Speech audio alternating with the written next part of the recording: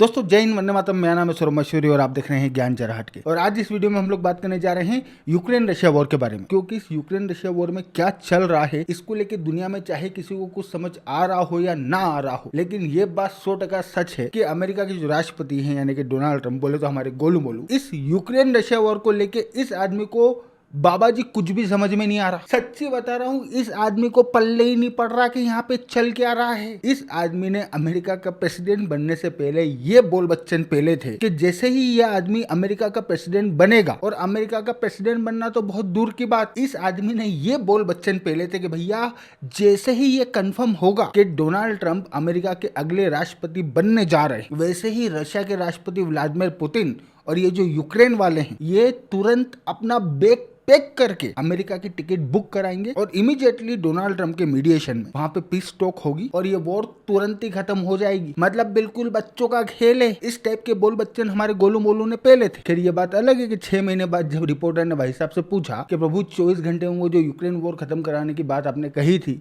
उसका क्या करना है, तो उसके जवाब में हमारे गोलू मोलू ने रिपोर्टर को बोला कि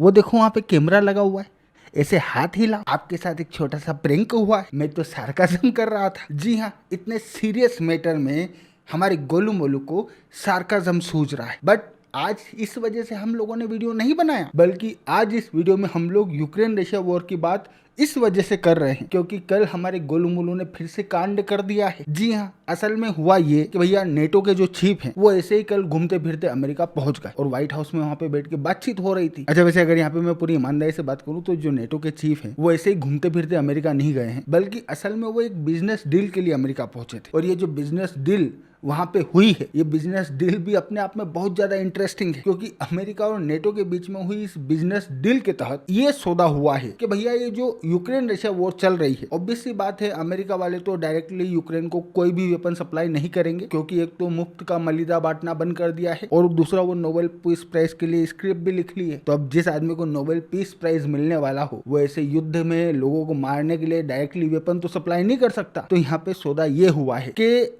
अमेरिका वाले जो हैं, अमेरिका वाले ये जो नेटो कंट्रीज है, इन नेटो कंट्रीज को वेपन्स सप्लाई नहीं करेंगे, बेचेंगे। और ये जितनी भी नेटो कंट्रीज है, ये नेटो कंट्रीज उन वेपन्स को यूक्रेन वालों को सप्लाई करेगी जिनकी मदद से यूक्रेन वाले रशिया वालों से लड़ेंगे। जी हाँ, अल्टीमेटली बात घूम फिर के वहीं आ गई कि भैया अमेरिका की जो वेपन कंपनी है वो अब ओपनली इस यूक्रेन रशिया वॉर से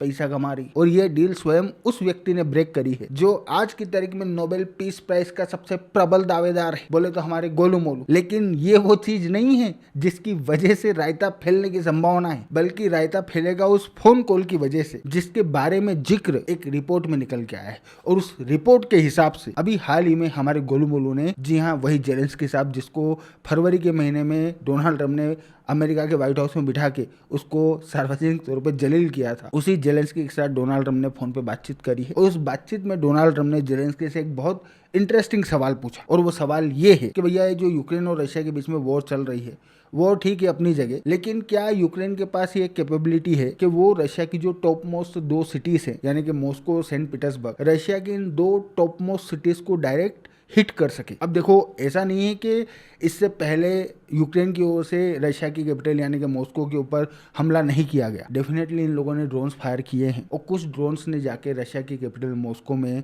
बिल्डिंग्स को हिट भी किया है। लेकिन हाल ही में डोनाल्ड ट्रंप और जेलेंस्की के बीच में फोन पे जो बातचीत हुई है, उस बातचीत में हमारे गोलू मोलू ने जेलेंस्की से जो पूछा है ना कि भाई मॉस्को और सेंट पीटर्सबर्ग को आप हिट कर सकते हो या नहीं कर सकते हो, यहाँ पे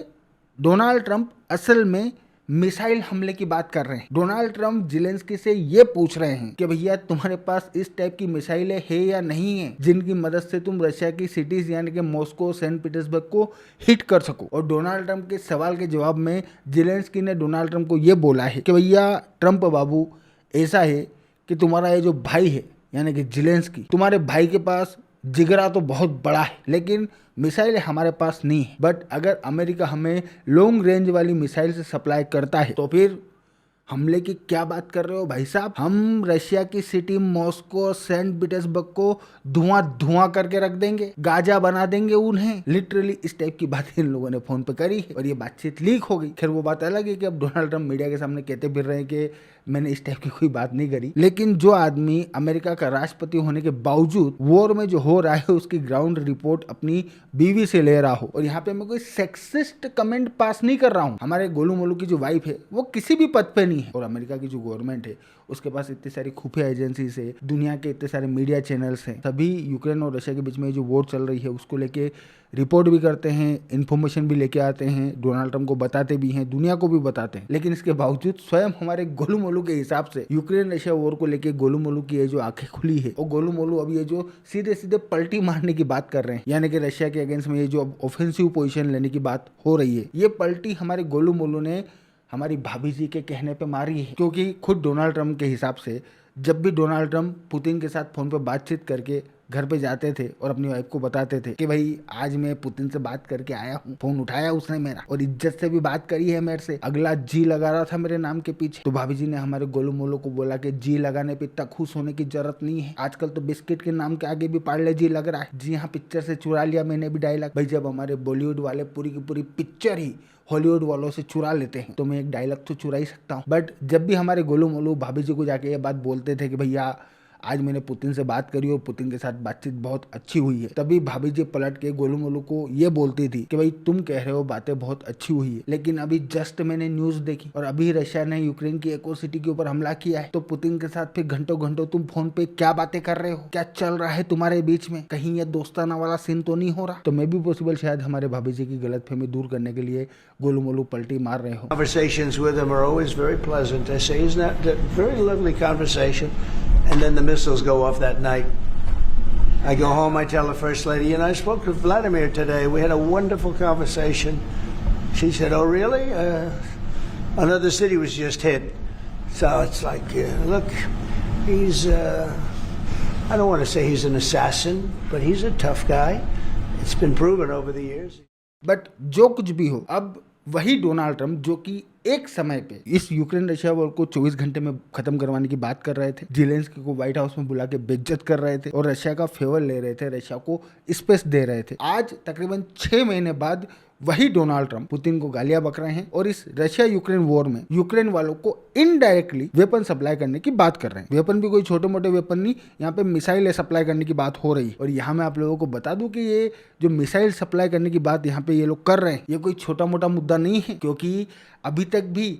यूक्रेन की ओर से रशिया की इन सिटीज के ऊपर कोई भी बड़ा हमला नहीं हुआ है। लेकिन अगर इन लोगों ने मॉस्को सेंट पीटर्सबर्ग के ऊपर मिसाइलें फायर करी और यूक्रेन द्वारा रशिया के ऊपर किए गए मिसाइल हमले में अगर वहां पे अच्छी खासी तादाद में लोग मर गए, तो फिर उस सिचुएशन में रशिया को रिस्पॉन्ड करना पड़ेगा और जिस वेपन के साथ रशिया रिस्पॉन्ड करेगा वो वेपन यहाँ पे कांड करवा देगा। वैसे लोग बोल रहे हैं कि डोनाल्ड ट्रंप ये जो कुछ भी कर रहे हैं ये सिर्फ और सिर्फ पुतिन के ऊपर प्रेशर बिल्डअप करने के मकसद से किया जा रहा है। बट सपोज 2 महीने के बाद में भी अगर पुतिन नहीं रुके, वो बातचीत की टेबल पे नहीं आए, तो फिर उस सिचुएशन में ये लोग क्या करेंगे? अब क्योंकि यहाँ पे खुद डोनाल्ड ट्रंप ने जेलेंस्की से ये पूछा है कि भाई तुम मॉस्को सेंट पीटर्सबर्ग के ऊपर हमला कर सकते हो या नहीं कर सकते हो, इस वजह से रास्ता तो इन्होंने खुद ओपन कर दिया है। और अब जब रास्ता ओपन हो गया है तो इस बात के बहुत ज्यादा चांसेस है कि इस रास्ते पे शायद ये चलेंगे भी, और अगर ये इस रास्ते पे चलना शुरू करते हैं तो फिर ये वॉर किस लेवल पे जाएगी कोई भी नहीं जानता। बाकी तब तक के लिए आप लोग ये बात ध्यान में रखिए कि मैं हूँ आपका दोस्त सौरभ और आप देख रहे थे ज्ञान जराट के। Thank you for watching, I really appreciate your time.